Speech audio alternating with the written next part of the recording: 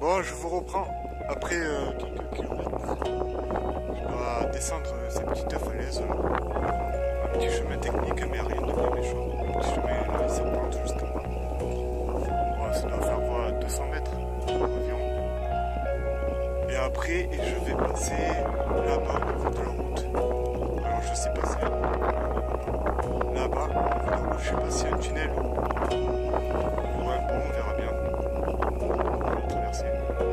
Ou alors c'est un peu plus derrière. On verra.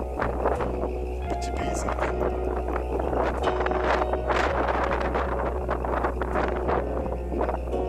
Bon, désolé s'il y a du vent. Téléphone. Mais voilà, je suis pas encore arrivé à Roquefort-des-Corbières. Mais bientôt demain, c'était 3 km. Allez. Alors je vous reprends, je viens de passer le village de Roquefort-des-Corbières. Bon, c'est un petit village, il n'y avait rien d'intéressant, du coup j'ai pas filmé. Juste pour ceux qui ont besoin de ravitaillement, j'ai vu une fontaine à eau d'eau potable. Elle est directement sur le chemin, vous ne pouvez pas la louper. Et puis il y a une petite boucherie, une épicerie, un bureau de tabac. Voilà. Il y a tout ce qu'il faut pour faire un ravitaillement à Roquefort-des-Corbières. Voilà. Là j'ai fait une douzaine de kilomètres. Il est 11h, je suis parti à 7h30.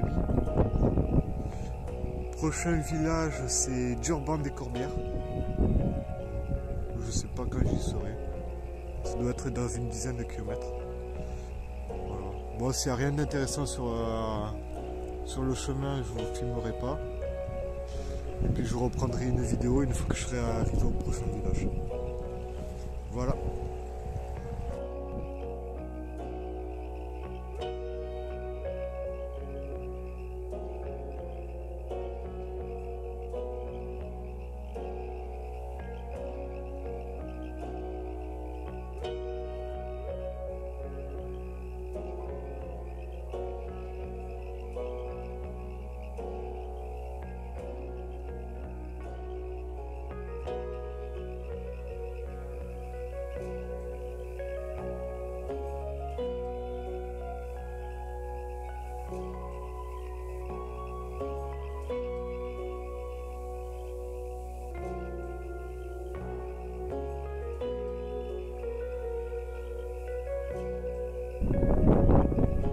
Voilà le paysage qu'on a.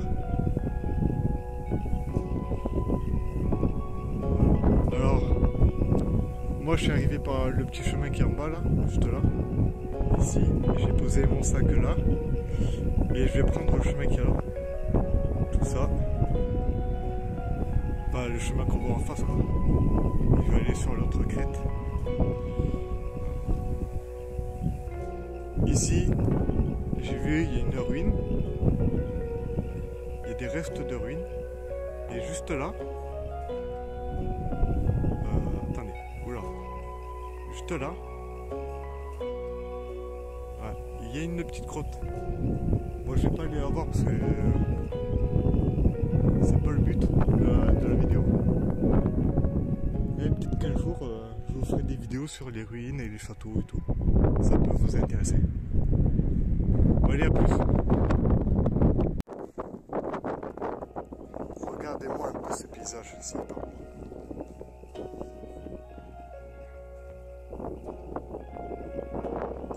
Voilà, je suis en haut d'une falaise, une petite falaise. J'arrive d'ici. Et je vais tout là-bas quoi. Je vais suivre le chemin. J'espère bientôt arriver à Durban-les-Corbières.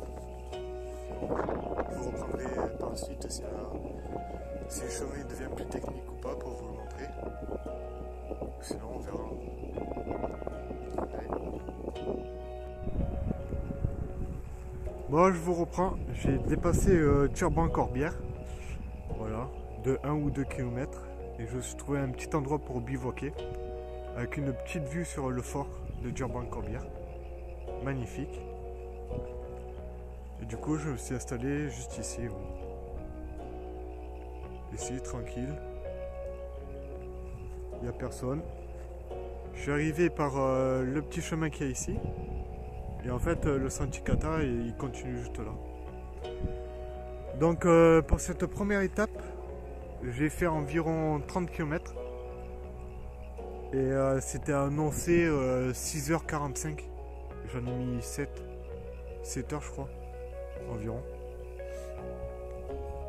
Voilà, avec 600 mètres de positif. Donc il y a des endroits où ça pique un petit peu quand même. Bah, après, en prenant son temps, ça le fait largement.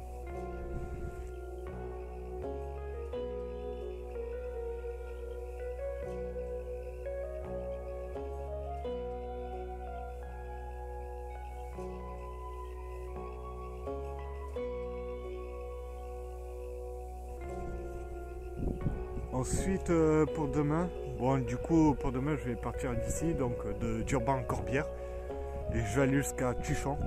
C'est la deuxième étape.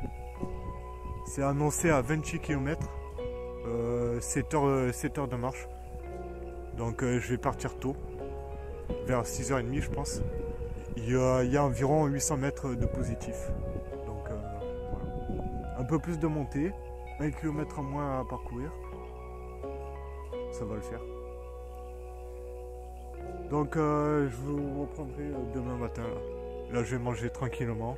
Je vais finir de me préparer et je vous reprends demain matin juste avant de partir. Ciao. Là je profite qu'il n'y ait pas de vent pour vous filmer un petit peu le sentier. On passe dans une petite forêt assez sympa. Et ça monte pas mal. On dirait pas mais ça grimpe. Là ça va faire un peu moins d'1 kilomètre que je fais que de remonter. Ça commence à piquer. Je viens de tout en bas, bon on voit plus là mais... Voilà. Au cas où il y a un petit ruisseau qui est juste là, en bord de sentier pour ceux qui veulent boire.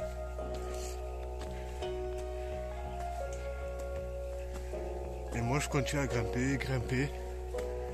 Et ça va faire ça pendant un bon petit moment je pense.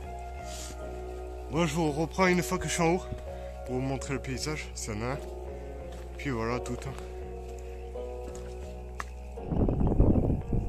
Je vous reprends. Alors là j'ai enfin gravi cette montagne. Je peux vous dire que ça pique sévère.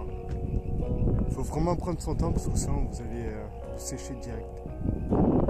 Du coup moi je viens de quelque part par là-bas, tout au fond. J'étais tout en bas.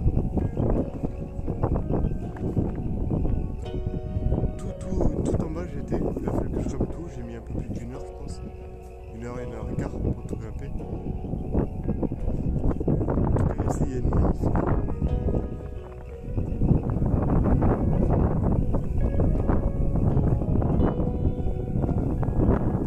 Une vue à 360 degrés. C'est magnifique. Et après, bon, du coup, je suis arrivé juste là, par ici, et je vais redescendre par là-bas et continuer dans les collines. Bon, en tout cas, cette deuxième étape est un peu plus compliquée que la première, quand même.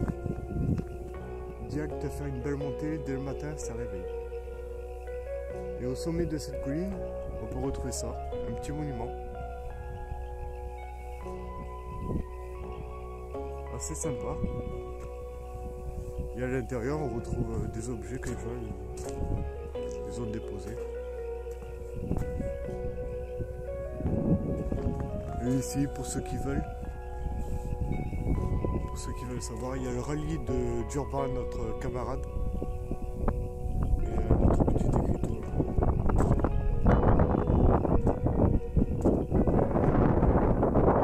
Là, je fais une petite pause, je vais manger un petit bout là. Et après, je vais continuer. Parce qu'à mon avis, je vais descendre pour remonter. Ça va piquer un petit peu. Mais bon, j'aime bien. Ça travaille le mental. Allez, je vous reprends plus tard. Alors là, je suis arrivé à Ambray-Castelmore. Un petit village, tout petit.